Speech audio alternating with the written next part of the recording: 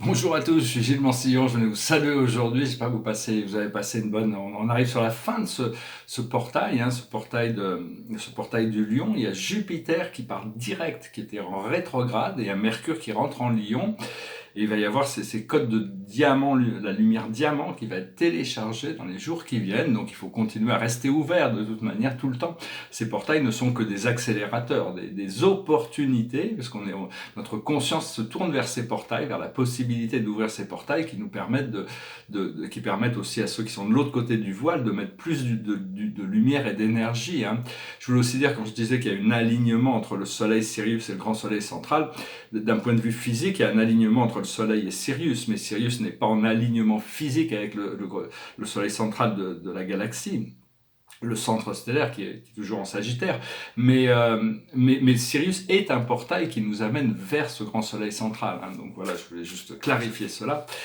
Et je vais tirer rapidement quelques cartes avec le tarot des anges, juste pour, comme dit, c'est un peu une distraction, mais aussi éducation, voir qu'est-ce qui est reflété. Alors le passé, c'est la libération, le présent, c'est la générosité, et le futur, c'est l'accomplissement. Donc on se prépare pour ça. La chose sur laquelle on travaille, c'est le départ, on se prépare à partir.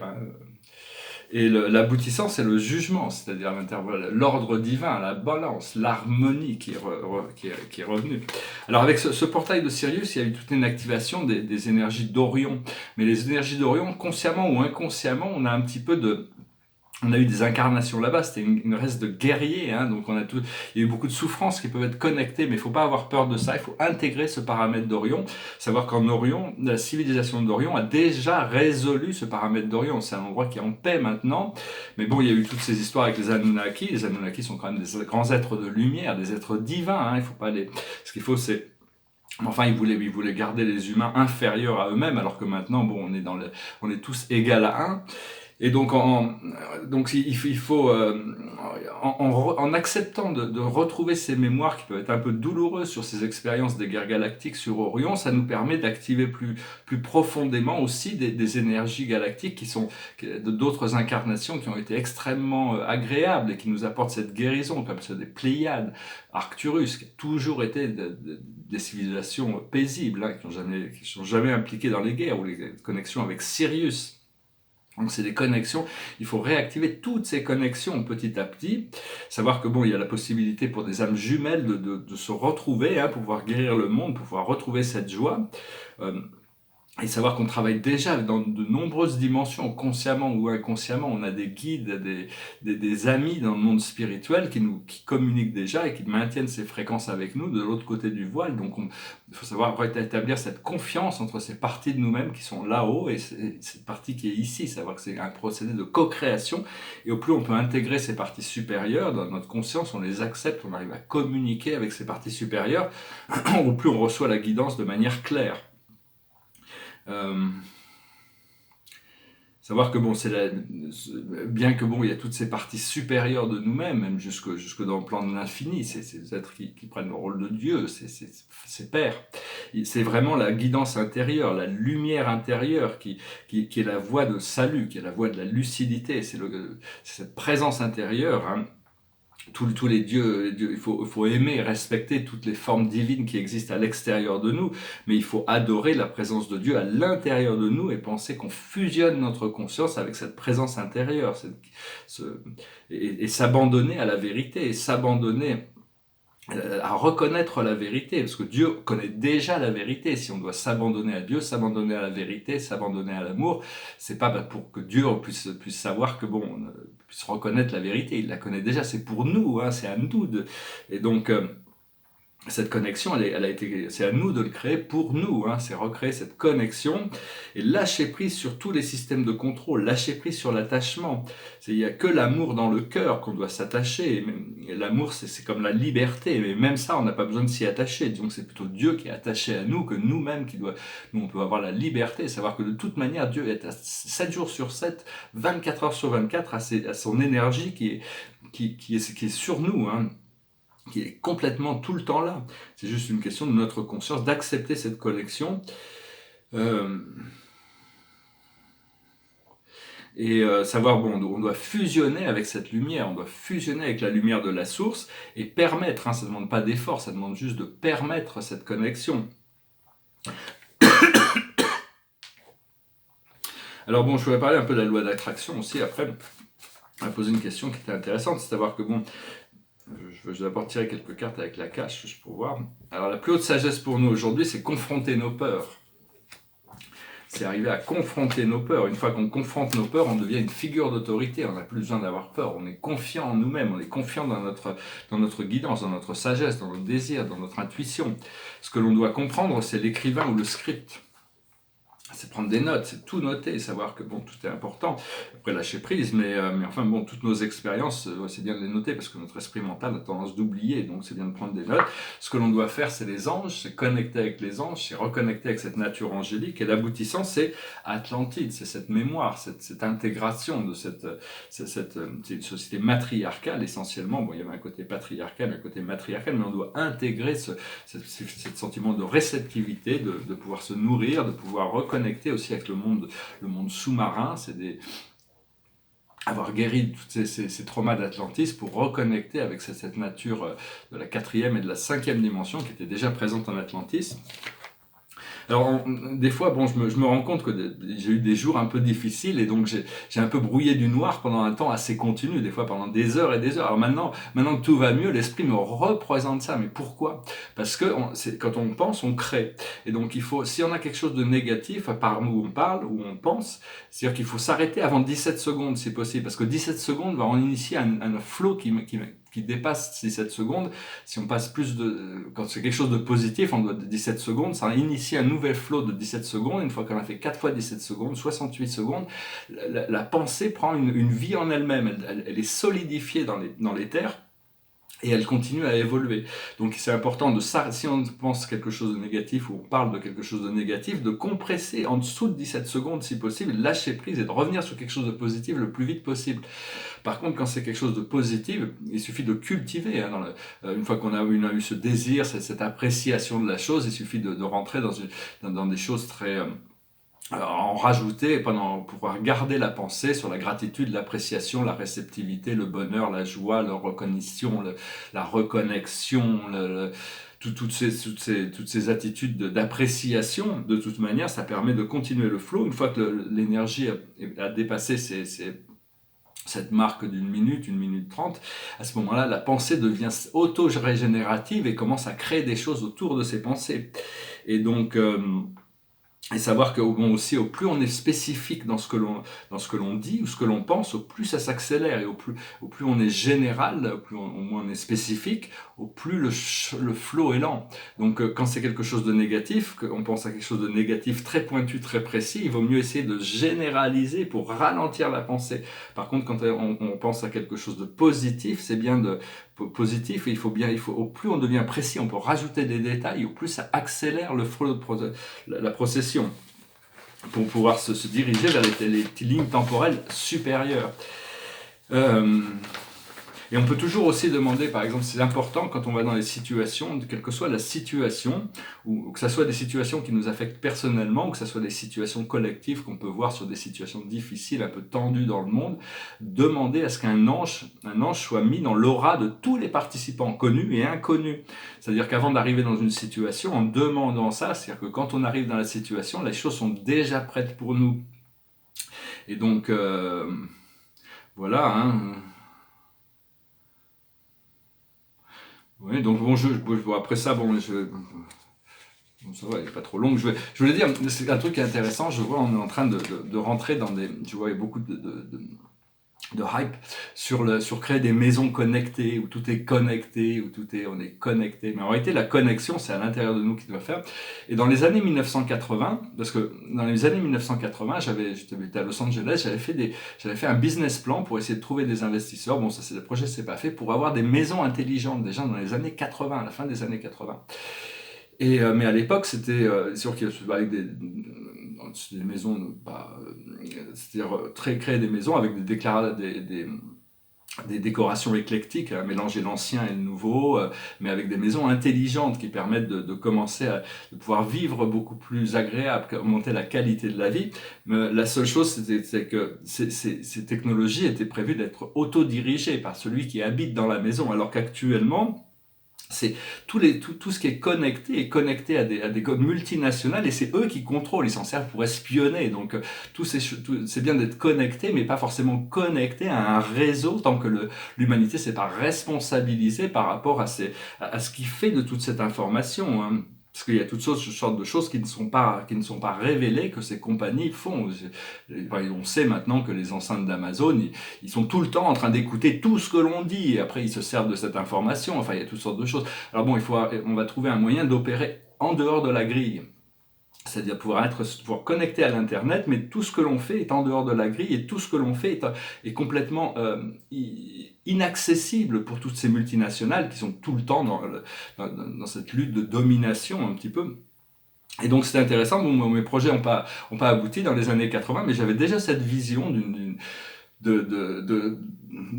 d'habitation beaucoup plus qui facilite la qualité de la vie, avec des portes électriques, avec des choses qu'on pouvait même connecter, qu'on pouvait même envoyer une pensée qui permettait d'ouvrir les portes ou de les fermer. Enfin, il y avait toutes sortes de choses. C'est bon, je reviendrai peut-être plus tard, ou je vais peut-être rentrer dans l'architecture pour créer ces choses-là. Et savoir aussi, je voulais parler des relations. Bon, ça c'était un peu dévié, mais donc il faut faire quand même attention, plus on est connecté, parce qu'on sait que maintenant que même les ordinateurs, même quand ils sont éteints, on est constamment épié par des caméras. Si on a une caméra dans notre ordinateur, ils ont des technologies qui leur permettent de tout voir et de tout analyser, de tout ce qui se passe dans la pièce, même quand l'ordinateur est éteint, ils sont dans l'espionnage, hein. Donc ils arrivent même à voir nos émotions par rapport à ce qu'ils nous présentent, ils arrivent à analyser, ils ont des technologies beaucoup plus avancées que ce qu'ils prétendent, et donc il ne faut pas leur en vouloir, il faut envoyer de la lumière dans tout le réseau, dans toute la grille, il faut que ça les éclaire, et petit à petit ils vont se réaligner vers quelque chose d'éthique, on va revenir vers l'internet, fait partie de l'ascension, c'est très très important, très essentiel, c'est juste qu'il y a besoin de nettoyer toutes ces intentions égocentriques pour revenir sur un service du collectif. Je fais que partager mes idées, après ça je ne juge personne. Et toutes ces sortes de relations qui ont besoin d'être ancrées par rapport à ce que l'on veut, c'est ancrer cette relation avec notre plus haut partenaire, notre plus haut match. Et donc au plus on arrive à ancrer cette relation, mais il faut considérer que même si on n'est pas en rencontre, cette rencontre s'est pas faite physiquement, savoir que c'est déjà fait. C'est un petit peu, au plus on peut concevoir que c'est déjà fait, au plus l'énergie va s'harmoniser de l'intérieur pour arriver à s'aligner. Je voulais aussi dire par rapport que des commentaires, je vois beaucoup qu'il y a cette recherche de d'autres globes stellaires dans la galaxie, ce qui est très intéressant. Donc, la science continue d'évoluer, sa recherche de l'univers, mais enfin, plus on regarde, plus on sait qu'on ne sait pas. L'univers, c'est tellement grandiose, c'est tellement magnifique, c'est tellement extraordinaire. Et nous sommes nous-mêmes à l'intérieur de nous, au cœur de toute cette expérience, parce que l'on ne sait pas encore. Alors moi, dans mes voyages, j'ai découvert une planète qui était une planète sœur de la Terre. C'est dans les Pléiades, à un peu plus de 500 années-lumière. Mais c'est un globe terrestre qui ressemble exactement à la Terre, hein, peut-être un peu plus petite, mais enfin il y en a d'autres, hein, il y en a plein, il y a des milliards de planètes dans la galaxie qui pourraient être semblables. La seule chose, c'est que dès qu'il y a une planète qui arrive à maturité, où il y a la vie biologique qui peut être établie, il y a toutes sortes d'extraterrestres qui viennent pour s'y établir, hein. Donc toutes les planètes qui sont habitables sont déjà habitées. C'est juste que bon, nous, c'est pas l'idée d'on va finir de détruire la Terre et puis on va essayer de s'évacuer vers une autre planète qu'on pourra continuer nos destructions. C'est pas ça, on va devoir faire la paix avec la Terre, on doit ascensionner la Terre, et après les connexions vont s'ouvrir pour pouvoir établir des bases sur toutes sortes d'autres planètes, parce que bon, il y a des extraterrestres bienveillants qui voyagent dans l'univers depuis des millions d'années, qui vont pouvoir nous assister technologiquement avec nos programmes spatiaux, une fois qu'on aura dépassé l'ego et la confrontation. Savoir aussi que bon, même dans le système solaire, il y a toutes sortes de planètes qui ne sont pas, où on ne pourrait pas vivre d'un point de vue biologique et physique, mais ça ne veut pas dire qu'il n'y a pas des civilisations là-bas qui vivent dans une autre dimension. Quand on arrive dans cette dimension, on voit que tout est merveilleux, tout est naturel, tout est beau. Là, ce qu'il y a, c'est que la Terre a cette énorme diversité au niveau biologique. Ça prend 1 milliard d'années pour en arriver là quand même. et on veut la protéger, hein. Donc bon, il y a toutes sortes de vies. Non seulement il y a toutes sortes de vies matérielles et physiques qui vivent dans le monde physique, dans notre galaxie, des millions et des millions. Même je crois que c'est Kepler, il disait qu'il y aurait un potentiel ils ont trouvé, hein, pour le moment, 17 millions de planètes qui auraient le potentiel d'avoir une vie biologique avec des océans et des continents comme sur la Terre. C'est un satellite, hein, enfin un télescope. Mais enfin, il faut savoir que bon, il y a toutes sortes dans d'autres dimensions, il y a des civilisations qui ont élevé leur fréquence et qui deviennent invisibles depuis le monde physique, mais ça ne veut pas dire qu'ils ne sont pas là. Et donc voilà, hein, c'était juste quelques idées que je voulais partager aujourd'hui. Et donc on va faire des découvertes extraordinaires. Ce que l'on veut, c'est arriver à créer cette paix sur Terre, cette fraternité humaine. Et après ça, le premier contact va arriver et les portes de l'univers, on va avancer dans une direction vers des technologies comme dans Star Trek. On ne va pas attendre 300 ans pour y arriver. On devrait pouvoir voir le début de la colonisation de la Lune, toutes ces choses-là dans notre génération. Donc c'est un moment très important.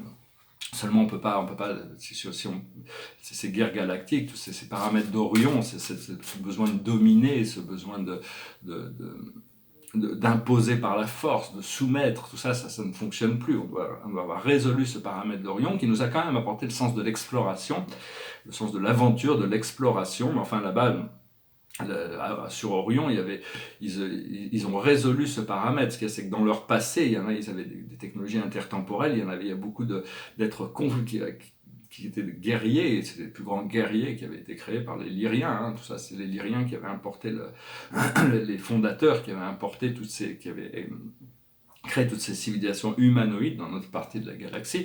Et certains, dans leur passé, avaient des technologies intertemporelles. Ils ont réussi à partir dans le futur. Il y en a qui ont atterri ici sur Terre et qui créent toutes ces guerres permanentes, hein.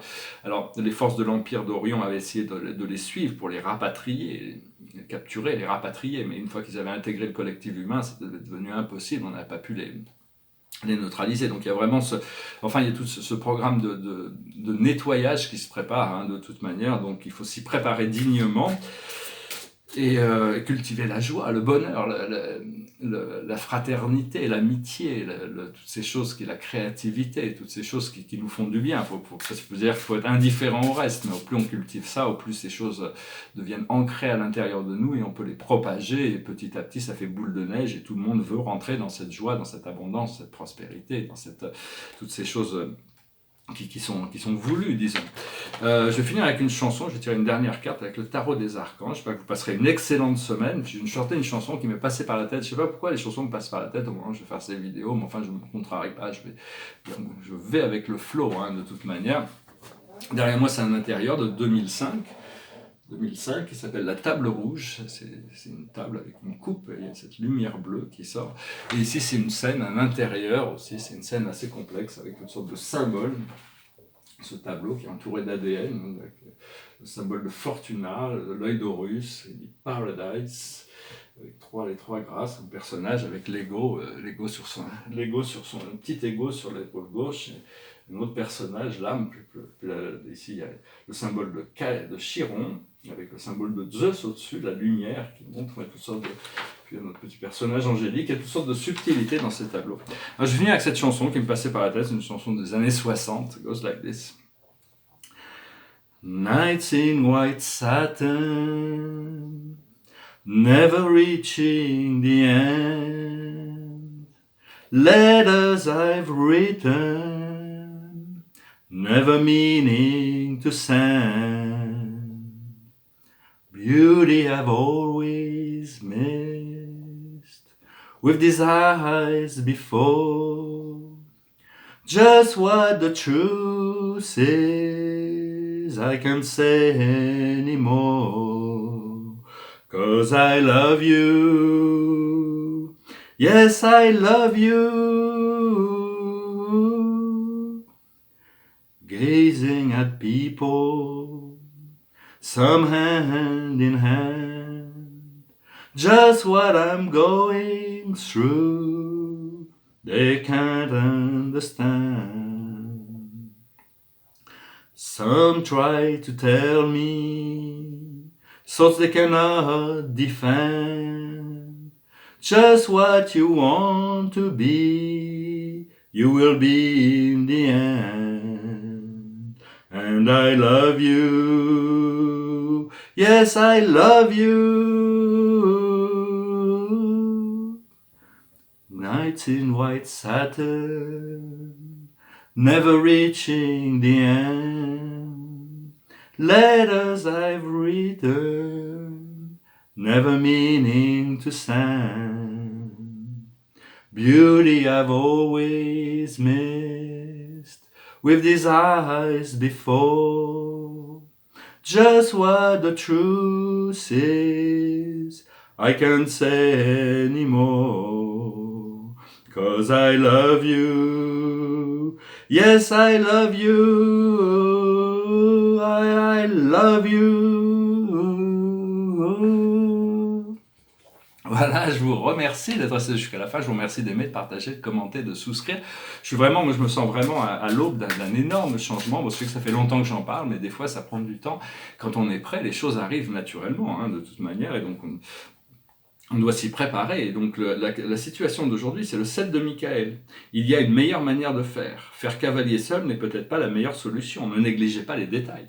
Donc c'est vraiment choisir d'essayer de faire tout ce que l'on peut pour passer du côté lumineux, hein, pour pas s'engouffrer dans des endroits sombres et arriver à accepter, pardonner. C'est-à-dire que si on a des choses il faut arriver à se pardonner soi-même, parce que bon, des fois, la vie, c'est faire un pas en avant et deux pas en arrière. Quand on fait un pas en arrière, c'est un petit peu comme si on tombait. Mais quand on tombe, il faut se relever, il faut se pardonner et continuer d'avancer. Si on voit quelqu'un d'autre tomber, c'est-à-dire faire une erreur, il faut pas essayer de frapper quelqu'un qui est à terre. Il faut essayer de lui tendre la main pour se relever. Tout le monde doit tomber pour se relever. De toute manière, on doit apprendre ça avant de pouvoir courir.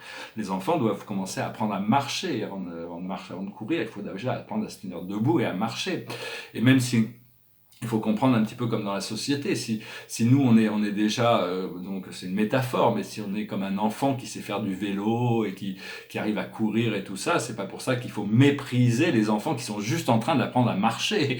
C'est juste qu'ils sont arrivés après, donc ils sont en train d'apprendre des leçons inférieures. Donc il faut arriver à aimer la société, comprendre là où les gens en sont, et avec détachement, neutralité, mais avoir un peu avoir aussi de l'empathie, de la compassion pour tout ce qui se passe autour de nous et prêter une main amicale à la vie autour de nous, hein. Voilà. Je vous remercie, je vous salue et je vous souhaite une excellente semaine. Namasté.